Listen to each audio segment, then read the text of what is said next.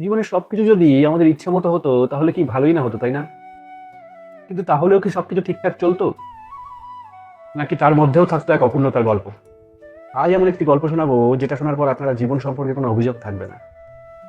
নমস্কার, আমি কুন্তল। গল্প হলেও সত্যি আরেকটি নতুন গল্পে আপনাকে স্বাগত জানাই।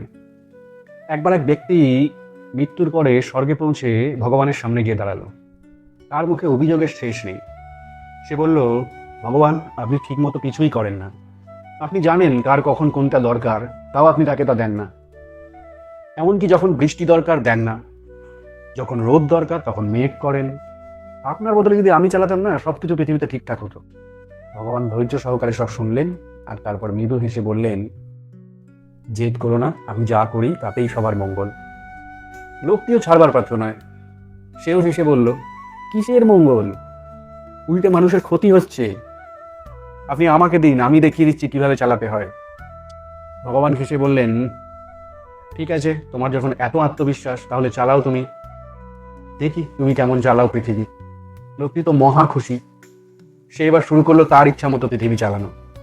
যখন যেমন প্রয়োজন ঠিক তখন তেমনটা দিচ্ছে। রোদ যখন ফসল চাই, বৃষ্টি একদম পরিমিত, কুয়াশা ঠান্ডা সব নিজে মেপে, যখন যতটা দরকার ঠিক ততটা। কোনো ঝড় না, কোনো পোকামাকড় না, সবই যেন পারফেক্ট ফসলের আবহাওয়া। সময় মতো ফসলও ফলল, মাঠ ভর্তি সবুজ ধান। লোকটি দারুণ খুশি হয়ে ভগবানকে ডেকে বলল, দেখুন, আপনি কি এমনটা কখনো দিতে পারতেন? এই হলো পারফেক্ট ফসল। ভগবান শুধু বললেন, দেখা যাক শেষ পর্যন্ত কি হয়। ধান কাটা হলো, ফসল ঘরে উঠলো, ঝাড়া হলো, ধান ভাঙাও হলো। কিন্তু অবাক করা ব্যাপার, একটিও ধানের ভিতর দানা নেই, সব খোসা ফাঁকা। লোকটি হতভম্ব, এটা কি করে সম্ভব? আমি তো সব নিখুঁতভাবে করেছি। ভগবান তখন গম্ভীর বললেন, তোমার সেই নিখুঁত ব্যবস্থায় একটা জিনিস ছিল না, সংঘর্ষ।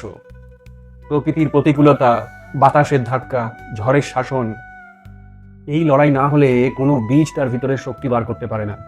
তুমি ওদের শুধু আরামে রেখেছো, পরিণত করতে পারোনি। আর তাই তারা শক্তিও অর্জন করতে পারেনি।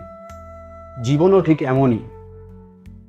আমরাও চাই যেন সবটা আমাদের ইচ্ছা মতো চলুক, কষ্ট না হোক, পরিশ্রম না হোক, দুঃখ না আসুক। কিন্তু ঠিক সেই সংঘর্ষ, সেই প্রতিকূলতা আমাদের জীবনের চরিত্র গঠনে সব থেকে বড় ভূমিকা রাখে।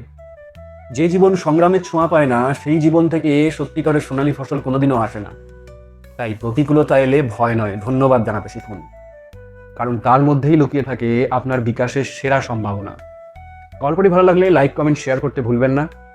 আর গল্প হলেও সত্যি, শুধু শুনবেন না, ভাববেনও। দেখা হচ্ছে একটি নতুন গল্পে। ধন্যবাদ, ভালো থাকবেন।